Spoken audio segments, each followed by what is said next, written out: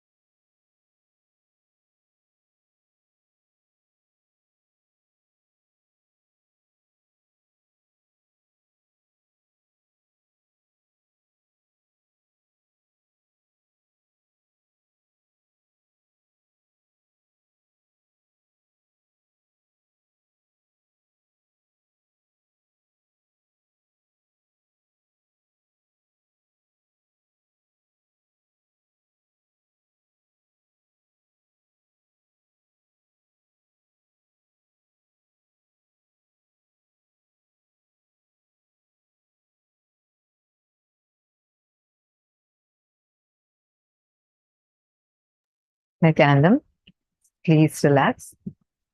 Swamiji himself explained to us what is Swarupa Samadhi and took us through an intense process for Swarupa Samadhi.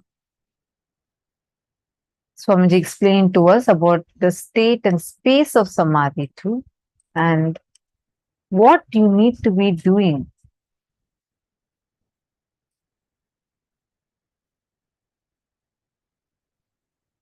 Now, all of us are going to be doing a round of power manifestation and then entering to the actual sessions that, like, there are so many important sessions that we are going to be covering today. But before that, I would like to understand from each participant, who all do you want to invite for today's program, and for whom specifically you are wanting to receive healing for, and anyone that is struggling with any kind of health issues. It's very, very, very sorry, I am seeing some messages in SJP Manifestors female room that you're not able to hear my audio. I request if you all could acknowledge if my audio is clear. Okay.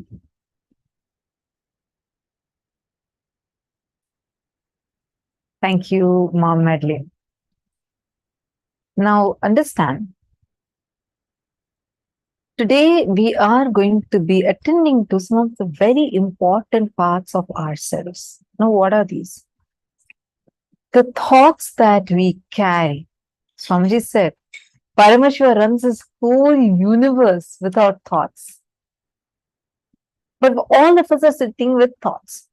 And these thoughts are so powerful that they have a direct impact over how we exist in our body, how we feel about our body, and how inside of us, how are we feeling about ourselves. All of these together constitute the way how we exist, what we experience as our health. So today, when we are experiencing the breakthrough from these patterns and understanding the nuances You're not just going to be healed. See, one Swamiji will definitely give you healing today. But Swamiji is not just going to heal you alone, but Swamiji is also going to give you the science of healing and science to optimum health and the science to anti-age. So it's a very, very, very powerful day.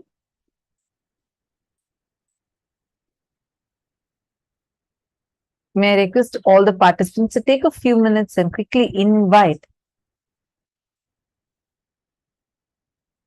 any of your family members or friends,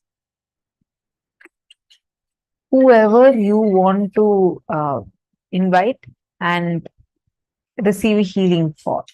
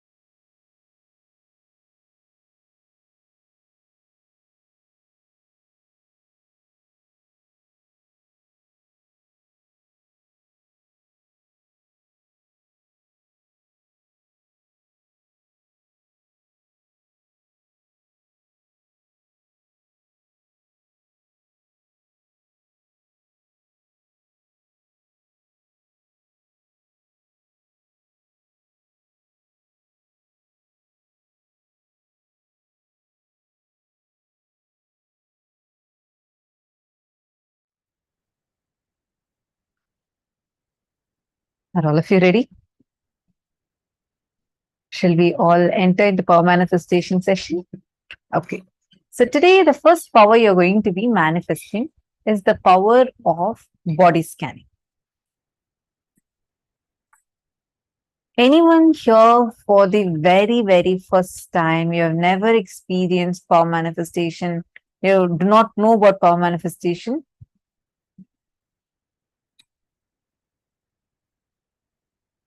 If any of you are here and you have never had a body scanning, you've never experienced it, please just let us know in the chat.